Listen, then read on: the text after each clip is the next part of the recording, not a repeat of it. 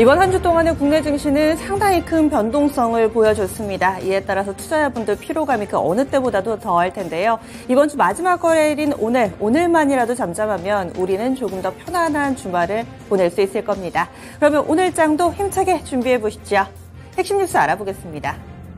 첫 번째 소식입니다. 어제 SK하이닉스의 급등이 정말 대단했었죠. 이제는 2차 전지에서 그 대안이 반도체가 될 수도 있을 것이다. 이런 기대감이 점차 고조되고 있습니다. 실제로 반도체 바닥 숫자로 확인되고 있는 상황인데요. 삼성전자와 SK하이닉스 두 종목 모두 다 지난 2분기 실적을 공개를 했고 또 컨퍼런스 콜을 통해서 앞으로의 반도체 청사진을 제시하고 있습니다.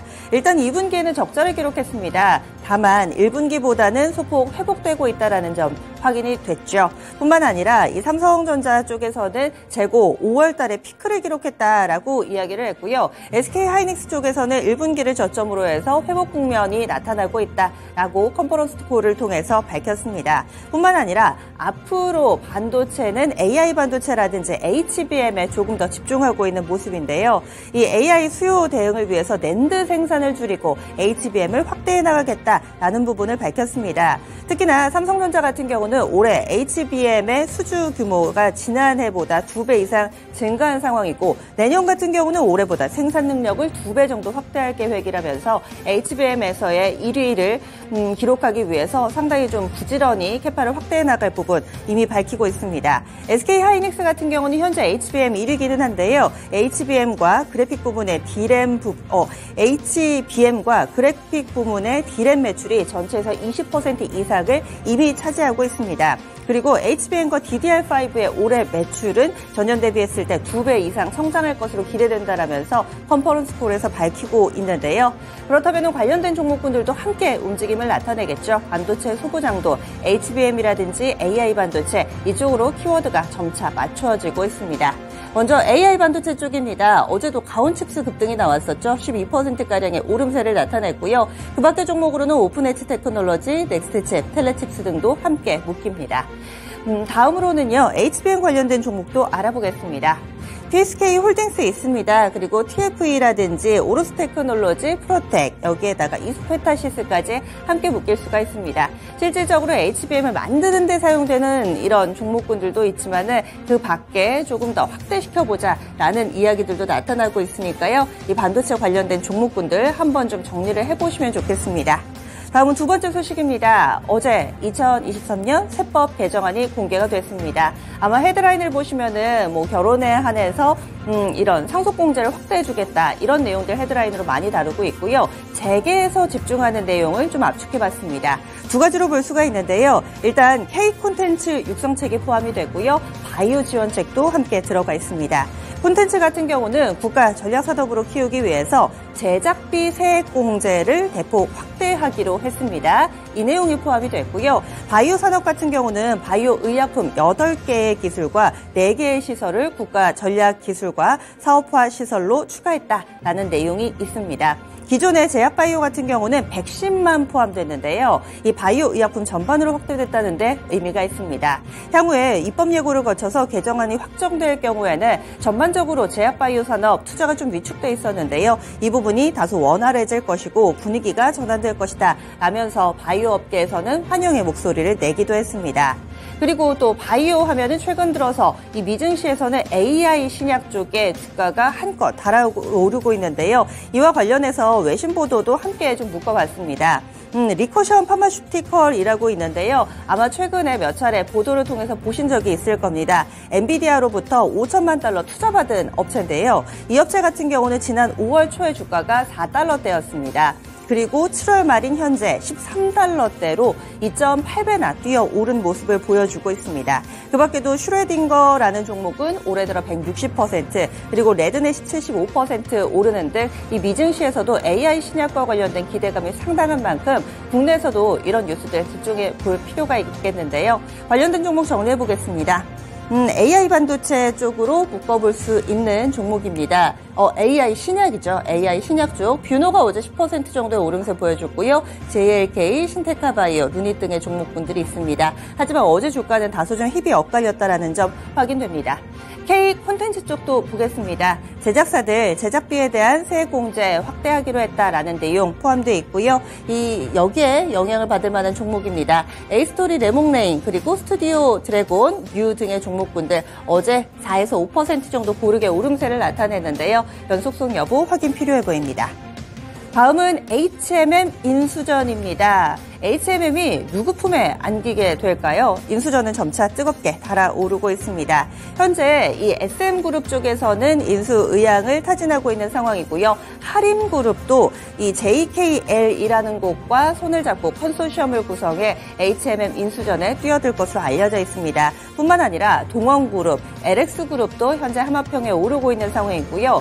여기에 어제 보도를 통해서 글로벌세아도 인수전에 뛰어들 것이다 라는 일부 매체 단독 보도가 나오고 있는 상황입니다. 지금 이 정도 수준이라면 5파전, 최소한 4파전까지 될 것이다. 이렇게 이야기가 나오면서 점차 예상을 넘는 열기를 더해가고 있는 상황인데요. 어떤 기업이 인수를 하더라도 재계 15위로 올라오게 됩니다. 따라서 많은 기업들이 관심을 가지고 있는 상태인데요. 글로벌 세아 측 같은 경우는 곧 주관사인 삼성증권 측에 참여 의사를 전달할 것으로 이 매체에서는 보도를 하고 있습니다.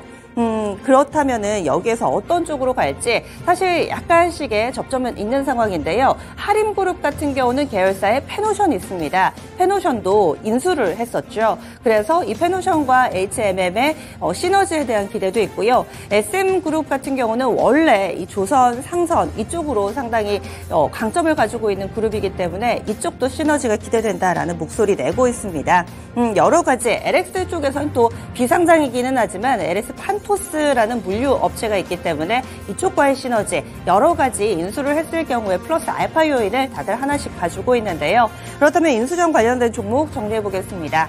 HMM은 이 매각 이야기가 나온 그 당일에만 주가가 오르고 그 이후에는 영 부진했는데요. 어제 같은 경우는 1.2% 정도 아주 제한적으로 올랐습니다. 그 밖에도 하림, 인디에프, 동원산업이 있는데요. 인디에프 같은 경우는 글로벌 세아 관련된 종목으로 묶이면서 주목받았습니다. 참고로 글로벌 세아에서 이번에 인수전에 뛰어든다라는 얘기가 나오고 나서 시간의 거래에서 가장 민감하게 반응이 나왔던 종목이기도 합니다. 다음 소식 보겠습니다. 오늘 아마 이 이벤트를 장중에 계속 집중해 보셔야 될 겁니다. 오늘 정오를 기점으로 해서 BOJ, 일본 중앙은행의 금리 결정이 있고요. 여기에서 성명서 발표할 예정입니다. 일드 커브 컨트롤 YCC라고 하죠. 이걸 건드릴 공산이 크다라는 일본 현지 언론의 보도가 있었습니다. 이에 따라서 간밤에 뉴욕 증시도 여기에 영향을 받았다라는 해석까지 나오고 있는데요. 내용을 좀 말씀드리면은 니케이에서는 이런 보도를 했습니다. BOJ 이 금융정책회의에서 YCC 수정 논의가 될 것이다라는 이야기인데요. YCC 같은 경우는 일드 커브 컨트롤 수익률 곡선 제어라고 해서 지난해 12월에 원래는 0이었습니다. 그런데 그것을 0.25 플러스 마이너스 0.25% 정도로 약간은 이 상단을 올렸고요. 그리고 장기금리 변동폭을 0.5% 정도로 2배 정도 확대해 왔습니다. 그리고 나서 올해 연초는 이 상황이 좀 유지가 됐었는데요. 이번에 이 상단을 조금 더 유연하게 할 것이다 라고 니케이에서는 내다보고 있는 상황입니다. 이게 어떤 의미가 있냐면요. 전 세계적으로 금리를 올리는 기조 속에서 일본은 지금 계속 저성장이기 때문에 초저금리를 유지하는 몇 안 되는 국가입니다. 그런데 최근 들어서는 일본 경제도 어느 정도 좀 살아나는 조짐을 보이고 있고 물가도 많이 오르고 있는 상황에서 일본에서도 이렇게 초저금리를 마냥 유지할 수는 없는 상황인데요. 따라서 일드 커브 컨트롤을 통해 이 상단에 장기금리 상단을 조금 더 열어두겠다. 이야기인즉슨 금리가 약간은 올라가는 것에 대해서 용인하겠다라고 시장에서는 해석하고 있습니다. 기존의 일본 쪽의 통화정책 기조와는 상당히 좀 다른 면모라고도 볼 수 있고요. 그동안에 일본 같은 경우는 일드 커브 컨트롤 상단을 넘어서는 장기 국채에 대해서 계속해서 일본 정부가 사왔습니다. 그러다 보니까 이 BOJ의 국채 보유량이 이상하리만큼 크게 증가하는 수준 따라서 이 부분에 대해서 일정 부분은 좀 용인을 하겠다라는 내용이 검토되고 있는 상황입니다. 이럴 경우에 우리 증시가 받을 영향을 좀 보셔야 될 텐데요. 지난 12월의 경우를 참고하시면 좋습니다. 당시에도 일드 커브 컨트롤이 한 차례 나온 바 있고요. 우리 증시에서도 변동성이 확대되는 모습을 본 바 있습니다. 이럴 경우에는 이 엔화가 강세 움직임을 나타내고요. 상대적으로 달러가 약해지고 또 원화가 강해질 가능성이 높아집니다. 반면 미증시에서도 국채금리가 크게 올라가는 모습을 보여줬는데요. 이는 미국의 예상치를 웃돈 GDP 때문이다라는 해석도 있지만 이 일본 쪽에 일드 커브 컨트롤 조정 가능성이 반영된 것이다라는 해석도 함께 나오고 있습니다. 오늘 낮 12시입니다. 장중에 나온 이벤트이니만큼 이 부분은 면밀하게 확인을 해보시고요. 또 토마토 증권 통해서도 즉각적으로 함께 알려드리도록 하겠습니다.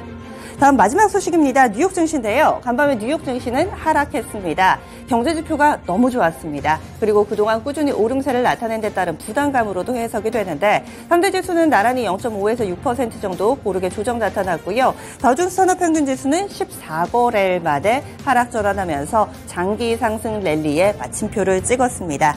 종목별로 보자면은 기술주는 힙이 엇갈렸는데 호실적 내놓은 메타 좋았습니다. 4% 올랐고요. 전기차는 테슬라를 비롯해서 리비안 그리고 니콜라까지 큰 폭의 하락 움직임을 보여줬습니다. 지금까지 핵심 뉴스 정리해봤습니다. 오늘도 개장은 증권통과 함께 하시죠.